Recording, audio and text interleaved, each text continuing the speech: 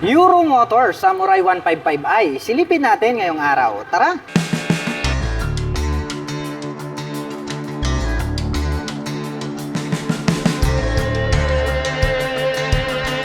Euromotor Samurai 155. Grabe, ang astig din po pala ng dating ng scooter na ito. At mayroon po siyang kahawig. Ito po yung click look alike na mas lalong pinatindi at mas lalong pinalupit.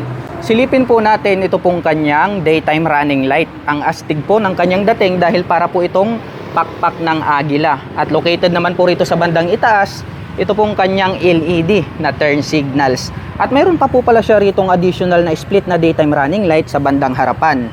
Naka V-shape design po ito at combination po ito ng glossy white and then matte black color. Silipin naman natin ito pong kanyang main headlight. Nahahati po ito sa dalawa at naka full LED na po ito pong kanyang high beam and low beam. At matutulis din po ito pong kanyang edges na combination ng black at white. Mapunta naman po tayo rito po sa kanyang side profile. Napakamaskulado din po nito pong kanyang side profile. At may nakalagay naman po rito na Samurai water cooling na decal. At dito po sa bandang ibaba, black color po ito pong kanyang additional na palikpik. At may nakalagay naman po rito na Euromotor 155 yung kanyang engine displacement. At dito po sa bandang gitna, mayroon pong nakalagay rito na Euro logo. At ito naman pong kanyang handlebar cover ay combination po ito ng glossy white at glossy black. May nakalagay din po rito na Euromotor na decal. Mapunta naman po tayo rito po sa kanyang front suspension. Black color po ito. At ito po ay gumagamit ng single rotor disc brake with 2-pot caliper na black color. At ito pong kanyang cast wheel is gold color po ito. At mayroon naman pong sukat ang kanyang gulong rito po sa harapan na 100 by 80-14. At ito po ay naka-tubeless na. At ito po pala ay equipped with CBS, also known as combination brake system. Para po sa mga hindi pa nakakaalam, once po na ating pinihit ito pong ating rear brake, ay sasabay po ng bahagya ito pong ating preno dito po sa harapan. Ang kagandahan niya ng CBS ay nakakapagbigay po ito ng balance na stopping power. At ito pong kanyang footboard, maluwag din po siya. Black color po ito at mayroon naman po siyang plastic cover on top na anti-slip. At ito pong kanyang upuan, malapad din po siya. Itim din po itong kanyang seat cover. At nagkaroon pa po siya rito ng mga design na diamond shape. At malambot po siya kaya komportableng sakyan. Buksan naman po natin ito pong kanyang upuan. Maluwag din po pala ito pong kanyang under seat compartment. At sa tansya ko naman ay kasya po rito ang isang half face helmet. At marami na din po kayong mailalagay rito ng mga personal na gamit. Dito na rin po pala located ito pong kanyang fuel tank. At mayroon po itong fuel tank capacity na 6.5 liters. At mayroon naman po itong fuel consumption na 45 km per liter. Close po natin ito pong kanyang upuan. Itim po pala ang kulay nito pong kanyang integrated na grab bar. At ito pong kanyang side profile, plain white po ito na glossy. At may nakalagay naman po rito na Samurai 155 na 3D emblem. Combination ng chrome color tapos yung 155i is red color po siya.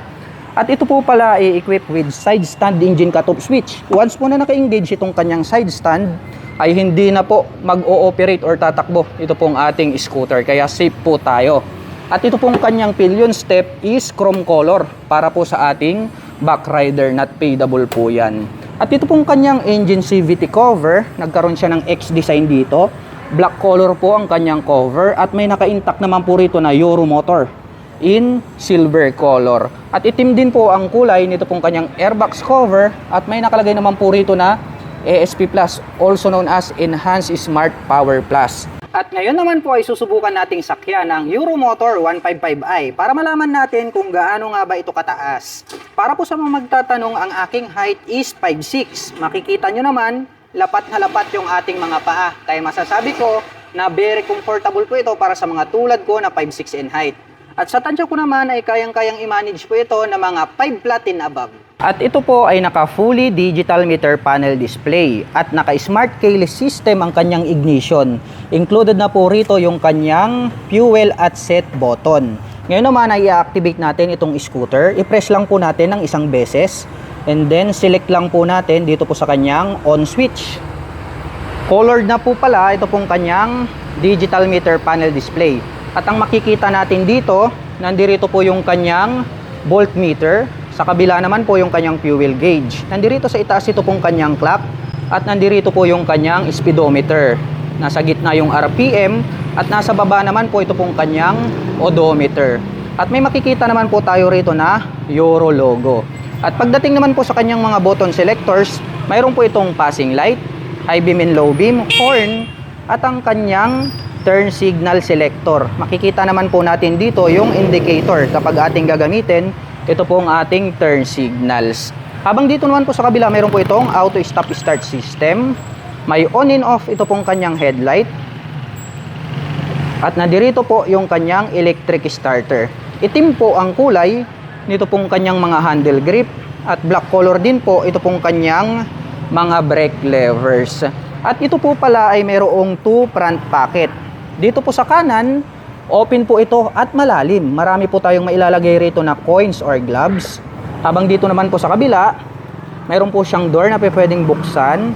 Ito, mas malalim po siya pero medyo makipot ng konti unlike dito sa kabila na napakaluwag. Dito pwede po tayong maglagay rito ng bottled off mineral water. Kasyang-kasya rito. At mobile phones, etc. Close po natin. At dito po sa bandang gitna, mayroon po siyang integrated na utility hook. At dito po pala sa bandang itaas, mayroon na rin po pala siyang integrated na USB Type-A port. Kaya kung mahilig po kayong mag long rides, nothing to worry about dahil pwede po kayong mag-recharge ng inyong mga dalang mobile phones at gadgets anytime, anywhere. At mapunta naman po tayo rito sa likuran. Silipin naman po natin ito pong kanyang taillight. Ang ganda rin po pala ng pagkaka-design nito pong kanyang taillight. Mayroon po siya ritong split na daytime running light at nagkaroon po siya ng 3 pins dito sa gitna at nandyan naman po yung kanyang brake light. At ito naman pong kanyang mga turn signals na LED na naka-pop up ay located po rito sa bandang ibaba. Separated po siya doon po sa kanyang tail light. At mayroon na din po itong integrated na plate light. May added reflector light dito sa gitna. At ito pong kanyang rear fender, ang kanyang nagsisilbing plate holder. At pagdating naman po sa kanyang rear suspension, ito po pala ay gumagamit ng single shock absorber. Black color naman po yung coil spring na kanilang ginamit rito. At silipin naman po natin ito pong kanyang gulong rito sa likuran. Ito po pala ay equipped with single rotor disc brake with 2-pot caliper para sa kanyang rear braking system. Gold color po ang kulay nito pong kanyang cast wheel. At ang sukat po ng kanyang gulong rito sa likuran, ito po ay mayroong sukat na 120 by 70-14. At gaya po ng sabi ko, naka-tubeless na po ito. Mayroon na din po pala siya ritong built-in na mudguard para hindi po matalsikan ng dumi yung other body parts nitong ating scooter kapag dumaan po tayo sa mga basa or putik na kalsada. At ito pong kanyang stock pipe, mahaba po ito, all black po ito pong kanyang pipe at head protection guard. Silver color naman po ito pong kanyang tip at mayroon po itong single exhaust. At ito po pala ay gumagamit ng liquid cooled para po rito sa kanyang cooling system. At pag-usapan naman po natin ang kanyang engine specifications. Ang Euromotor Samurai ay mayroon po itong 150 cubic centimeter engine displacement. Naka single cylinder, single overhead cam, 4-stroke with 2 valve. At nakakapag-provide po ito ng maximum power na 10.8 kW at 8,500 RPM. Habang nakakapagbigay naman po ito ng maximum torque na 14 Nm at 6,500 RPM. At ang presyo po ng Euromotor Samurai 155 Fi version ay nagkakahalaga po ito sa cash ng 88,900 pesos. At kung gusto mo naman pong kumuha ng hulugan ay kailangan mo pong mag-down payment ng 5,000 pesos. At mayroon naman po itong 4,135 pesos sa loob po yan ng 3 taon. Para po sa lahat ng gustong kumuha ng motor, ang unang requirements po natin is valid ID. Susunod po dyan is payslip or certification. Certification po is galing din po yun sa barangay. Proof lang po na meron po tayong kinikita monthly. Pangatlo po is barangay clearance. Pangapat po is bill ng kuryente. Kaya ano pang inaantay nyo? Tara na, apply na. 1-day process lang kami.